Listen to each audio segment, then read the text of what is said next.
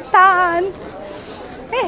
इस बार हम आए हैं हिंदू पिलग्रिम एक्सप्लोर करने के लिए। लास्ट टाइम हम आए थे सिख पिलग्रिम एक्सप्लोर करने के लिए। So welcome to Pakistan. ভিডিওতে যাকে দেখলেন তিনি হলেন জ্যোতি মালহোত্রা, যিনি একজন ইন্ডিয়ান ইউটিউবার কাম ব্লগার। তাকে হঠাৎ করে গভর্নমেন্ট অফ ইন্ডিয়া অ্যারেস্ট করেছে। কেন করেছে না, বেসিক্যালি তাকে ধরা হচ্ছে যে এই পাকিস্তানের গুপ্তচরের কাজ করেছেন, মানে ভারতের সব ইনফরমেশন নাকি তিনি পাকিস্তানের আইএসআই কে তুলে দিয়েছেন। কেন দিয়েছেন?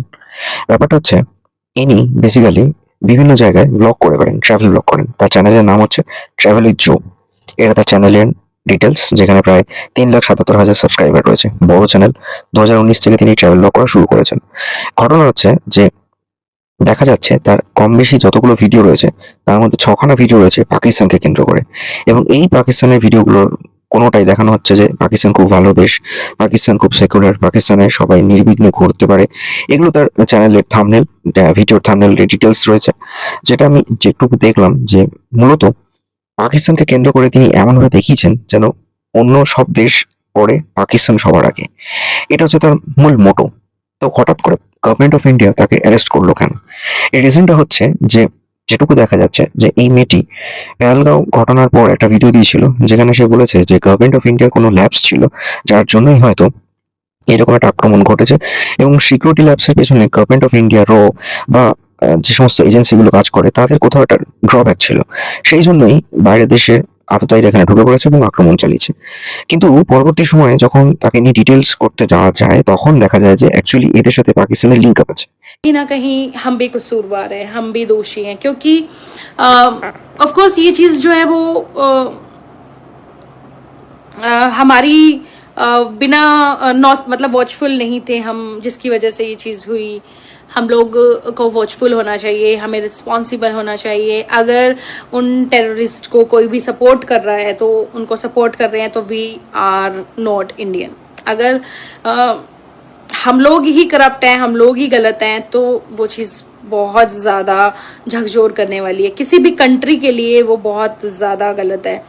अगर किसी ने भी उन टेररिस्ट को सपोर्ट किया है तो बहुत गलत चीज़ है, और उसमें हम खुद रिस्पॉन्सिबल हैं। ব্যাপারটা হচ্ছে এরকম যে এই মেয়েটা যখন পাকিস্তানে যাওয়ার জন্য ভিসা অ্যাপ্লিকেশন করে দিল্লিতে, তখন পাকিস্তান হাই কমিশন বা এম্বাসিতে যারা ভারতে কর্মরত রয়েছে, একজনের নাম হচ্ছে দানিশ, তার সাথে তার কন্ট্যাক্ট হয়।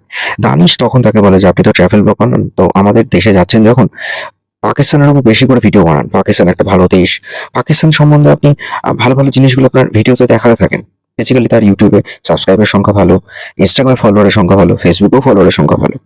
এমত অবস্থায় দেখা যায় যে মেয়েটি মূলত এই দানিশের সাথে ফেসবুক ছাড়াও হোয়াটসঅ্যাপ, ইনস্টাগ্রাম, আর ওদিকে আপনার হচ্ছে টেলিগ্রাম, যেটা ডার্ক ওয়েবের জন্য বিখ্যাত, তার মধ্যে তাদের কথাবার্তা চালানো হতো। এরপর মেয়েটির আরো ডিটেলস যখন জানা যায়, দেখা যায় যে এই দানিশকে যখন আইএসআই এপ্রিল মাসের 28 তারিখে যখন ভারত বলে যে সমস্ত হাই কমিশনের লোকজন যেন ভারত ছেড়ে চলে যায়, সে সময় দানিশকে বলা হয় এবং দানিশের ডিটেলস কিছু কালেকশন করা হয়, সেগুলোর অ্যানালিসিস করে। তাতে দেখা যাচ্ছে যে এই মেয়েটির সাথে দানিশের একটা কন্ট্যাক্ট আছে। শুধু কন্ট্যাক্ট নয়, দানিশের সাথে একটা গভীর ঘনিষ্ঠতা সম্পর্ক রয়েছে, এবং দানিশ তাকে একবার 50,000, কখনো 30,000, কখনো 10,000 টাকা দিয়েছে। দিয়ে সেখানকার কিছু ভিডিওগুলো এখানে তুলে ধরা হয়েছে, এখানকার কিছু খবর আইএসআই মারফত পাঠিয়ে দেওয়া হয়েছে।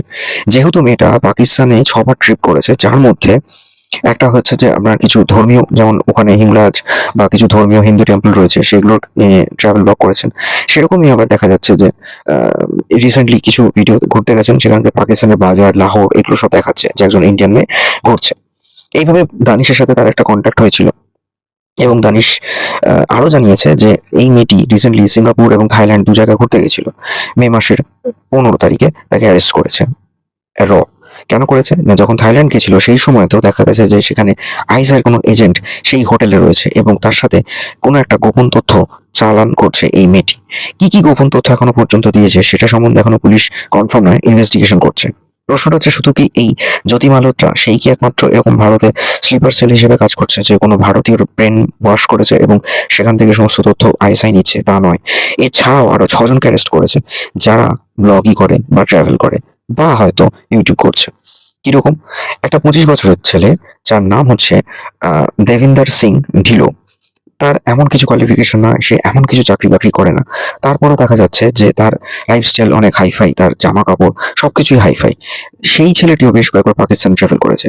তখন বিদেশ মন্ত্রক চেক করে দেখছে যে এই ছেলেটি যখন পাকিস্তানে গেছিল, পাকিস্তানে যাওয়ার সময় একই রকম ভাবে পাকিস্তানের হাই কমিশনের কেউ একজন, সে দানিশ নয়, অন্য কেউ একজন তার সাথে কন্ট্যাক্ট করে এবং তাকে বলে যে তুমি পাকিস্তানে যাও, তোমাকে নিত্য নতুন পাকিস্তানি মেয়েদের সাথে কন্ট্যাক্ট করানো হবে, তোমাকে টাকা দেওয়া হবে, কিন্তু তুমি ভারতের বিভিন্ন তথ্য আমাদেরকে তুলে দাও। এই যে তুমি পাকিস্তান যাতায়াত করবে, সেখানে পাকিস্তানের আইএসআই এজেন্ট থাকবে, তাদের সাথে তুমি কন্ট্যাক্ট করো।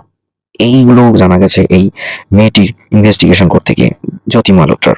তাহলে বুঝতে পারছেন যে কিভাবে আইএসআই ভারতীয়দের পুরো ব্রেন ওয়াশ করেছে, বেসিক্যালি ইউথ জেনারেশনকে টার্গেট করেছে, যারা ট্রাভেল ব্লগার আছে, যারা ট্রাভেল করছে, সোলো ট্রাভেল করছে স্পেশালি, তাদেরকে কন্ট্যাক্ট করেছে, তাদের পুরো ব্রেন ওয়াশ করেছে, ছেলেদের সঙ্গে মেয়েদের যোগাযোগ করিয়েছে, মেয়েদের সাথে ছেলেদের প্রেমের সম্পর্ক স্থাপন করিয়ে বোঝানোর চেষ্টা করেছে যে তুমি সব, এই করে পুরো ব্রেন ওয়াশ করে আইএসআই সমস্ত ইনপুটস গুলো নেওয়ার চেষ্টা করেছে।